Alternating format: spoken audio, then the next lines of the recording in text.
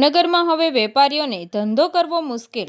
કારખાનામાં મશીનની ચોરી કરનાર સામે અરજી આપતા વેપારી પર હુમલો।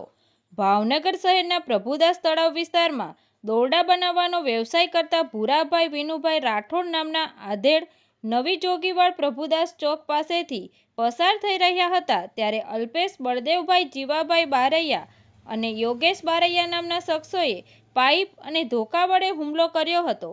હુમલાને પગલે ભૂરાભાઈને માથાના ભાગે ગંભીર ઈજાઓ પહોંચતા તેમને તાત્કાલિક સારવાર અર્થે હોસ્પિટલ ખસેડવામાં આવ્યા। પીડિતના જણાવ્યા અનુસાર અગાઉ તેમના મશીનની ચોરી થઈ હતી, જે બાબતે તેમણે પોલીસમાં અરજી પણ કરી હતી। જોકે પોલીસે આ બાબતે કોઈ કાર્યવાહી કરી નથી, પરંતુ અરજી કર્યાની અદાવત રાખીને આ હુમલો કરવામાં આવ્યો। તંત્રી મહેબૂબ રફાઈ સાથે રિપોર્ટર અયુબ રાઠોડ, તપસ્વી ગુજરાત ન્યૂઝ, ભાવનગર।